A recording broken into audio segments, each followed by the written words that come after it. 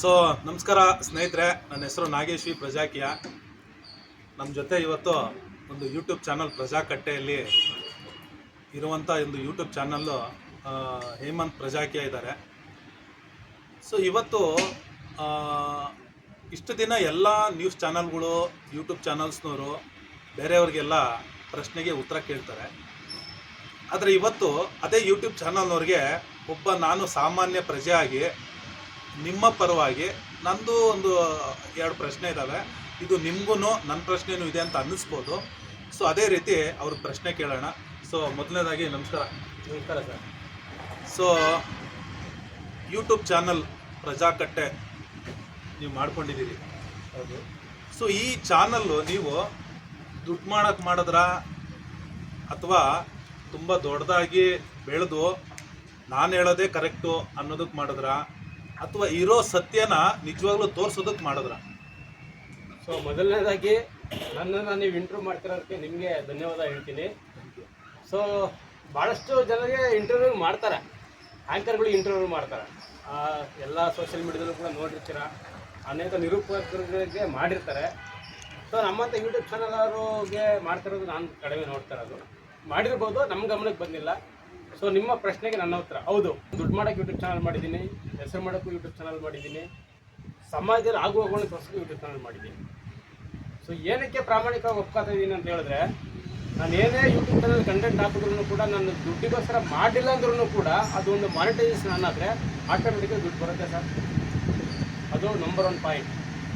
ಹೆಸರು, ಒಳ್ಳೆಯ ವಿಚಾರಗಳು, ಜನರಿಗೆ ಬೇಕಾಗಿರೋಂಥ ಒಳ್ಳೆಯ ವಿಚಾರಗಳನ್ನ ಯೂಟ್ಯೂಬ್ ಚಾನಲ್ ಹಾಕಿದ್ರೆ ಹೆಸರಾಗುತ್ತೆ ಸರ್. ಸಮಾಜದಲ್ಲಿ ಆಗು ಹೋಗುಗಳನ್ನು ತೋರಿಸಲೇಬೇಕು. ಭಾಳಷ್ಟು ಯೂಟ್ಯೂಬ್ ಚಾನಲ್ ಇರ್ಬೋದು, ನ್ಯೂಸಲ್ಲಿ ತೋರಿಸ್ತಾ ಇದ್ದಾರೆ. ಆದರೆ ಬೆರಳಿಕೆಯಷ್ಟು ಸತ್ಯಾಸತ್ಯತೆಗಳನ್ನು ತೋರಿಸೋದು, ವಿಚಾರಧಾರೆಗಳನ್ನು ತೋರಿಸೋದು ಬೆರಳಿಕೆ ಅಷ್ಟು.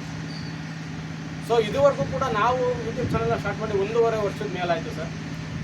1.5 ವರ್ಷ ಮೇಲಾದರೂ ನೀವು ಕೂಡ ಭಾಳಷ್ಟು ಕಡೆ ಇದ್ದೀರಿ, ತೊಡಗಿಸ್ಕೊಂಡಿದ್ದೀರಿ. ನಾವು ಏನೇ ಸತ್ಯಾಸತ್ಯತೆಗಳನ್ನ ಜನತೆ ಮುಂದೆ ತೋರಿಸಿದ್ರು ಕೂಡ ಅವರಿಗೆ ಅದು ಬೇಕಾಗಿಲ್ಲ. ಸೊ ನಾನು ವೈಯಕ್ತಿಕವಾಗಿ ಗಮನಿಸಿರೋದು ಅವರಿಗೆ ಬೇಕಾಗಿದ್ದರೂ ಕೂಡ ತಮ್ಮ ಜೀವನದಲ್ಲಿ ಅಳವಡಿಸ್ಕೊಳಲ್ಲ. ಸೊ ದಯವಿಟ್ಟು ಯಾರೋ ಯೂಟ್ಯೂಬ್ ಚಾನಲ್ ನೋಡ್ತಿದ್ರೋ, ನೀವು ಕಮೆಂಟ್ ಬಗ್ಗೆ ನನಗೆ ಬೈದರೂ ಪರವಾಗಿಲ್ಲ.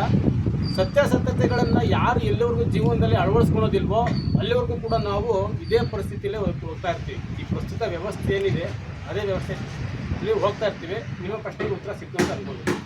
ಖಂಡಿತ. ಇನ್ನೂ ಒಂದು ಹೆಜ್ಜೆ ಮುಂದೆ ಹೋಗ್ಬಿಟ್ಟು, ಈಗ ಎಷ್ಟೋ ನ್ಯೂಸ್ ಚಾನಲ್ಗಳು ಈಗ ರೀಸೆಂಟಾಗಿ ಏನು ಸೋಷಿಯಲ್ ಮೀಡಿಯಾದಲ್ಲಿ ವೈರಲ್ ಆಗಿದೆ, ಒಬ್ಬ ಕಾನ್ಸ್ಟೇಬಲ್ಲು ಯಾವುದೋ ಒಬ್ಬ ಹುಡುಗನ್ನ ಕೆನ್ನೆಗೆ ಹೊಡಿತಾರೆ. ಅದೇ ಕಾನ್ಸ್ಟೇಬಲ್ಗೆ ಅದೇ ಹುಡುಗ ಮತ್ತೆ ತಿರುಗಿಸಿ ಹೊಡಿತಾರೆ.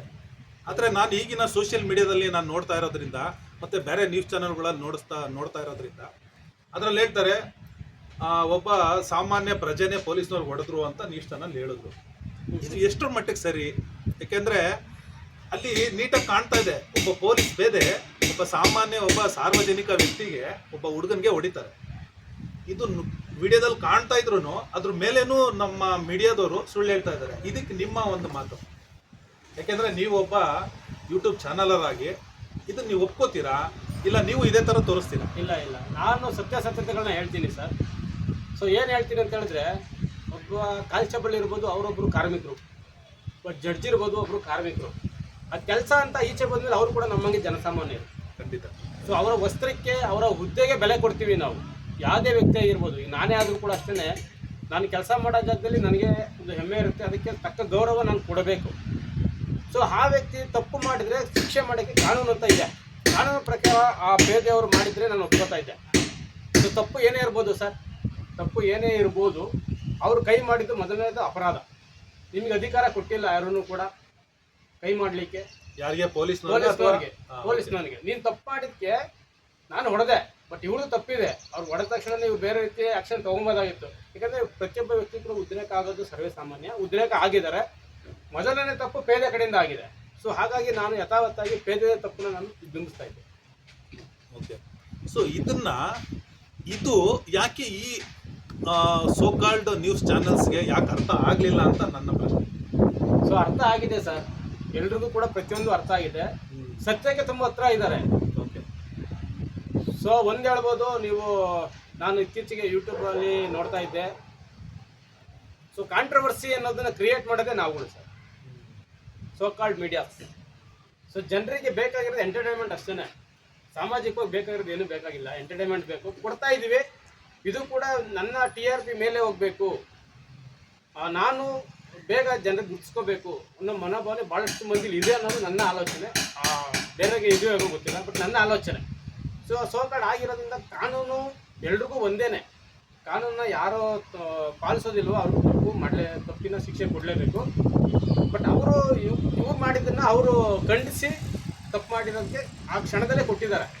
ಆದರೆ ಅದನ್ನು ಇನ್ನೂ ನಾನು ನೋಡಿದೆ, ಭಾಳಷ್ಟು ಪೇಜುಗಳು ಸೇರ್ಕೊಂಡು ಅವನಿಗೆ ಹೊಡೆದ್ರು. ಹೌದು. ಸೊ ಅದು ತಪ್ಪಲ್ವಾ ಹಾಗಾದ್ರೆ? ತಪ್ಪೆ. ಸೊ ಅದಕ್ಕೆ ಕಾನೂನು ಏನು ಹೇಳುತ್ತೆ? ಸೊ ಕಾನೂನು ಏನ್ ಹೇಳುತ್ತೆ ಅಂತಂದ್ರೆ, ನಿಮಗೆ ಅಧಿಕಾರ ಇದೆ ಅಂತಂದ್ರೆ ಏನ್ ಬೇಕಾದ್ರೂ ಮಾಡ್ಬೋದು ಅಂತ ಕಾನೂನು ಹೇಳುತ್ತೆ. ನಮ್ಮ ಸಂವಿಧಾನದಲ್ಲಿ ಇದೆಯಾ? ಖಂಡಿತ ಇಲ್ಲ. ಸೊ ಇದನ್ನ ಯಾಕೆ ಯಾರು ಪ್ರಶ್ನೆ ಮಾಡಲಿಲ್ಲ?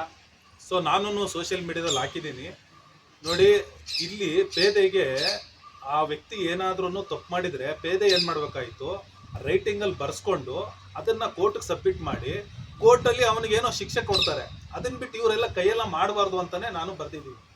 ನಾವು ಅಷ್ಟೇನೆ ಈ ಪ್ರಜಾಕಟ ಯೂಟ್ಯೂಬ್ ಚಾನಲಲ್ಲಿ ನಾವೇನೇ ಹಾಕಿದ್ರು ಕೂಡ ಸತ್ಯಕ್ಕೆ ಹತ್ತಿರವಾಗಿರಬೇಕು.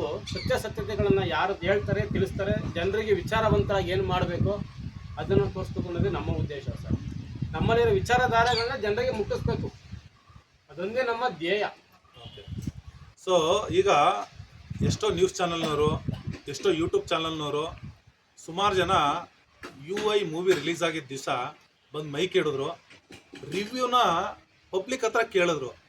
ಸೊ ಇದುವರೆಗೂ ಸೋಕಾಲ್ಡ್ ನ್ಯೂಸ್ ಚಾನಲ್ಸ್ನವರು ಯಾರು ರಿವ್ಯೂ ಕೊಟ್ಟಿದ್ದು ನಾನು ಅಷ್ಟಾಗಿ ಗಮನಿಸಲಿಲ್ಲ. ತುಂಬ ಪಬ್ಲಿಕ್ ಕೊಟ್ಟಿರೋದನ್ನೇ ತೋರಿಸಿದ್ರು ವಿನಃ. ಸೊ ಈಗ ನಿಮ್ಮ ರಿವ್ಯೂ ಏನು UI ಸಿನಿಮಾದ ಬಗ್ಗೆ? ಯಾಕೆಂದರೆ ಅದರಲ್ಲಿ ಮೀಡಿಯಾ ನಿಮ್ಮ ಬಗ್ಗೆನೂ ತೋರಿಸಿದ್ದಾರೆ.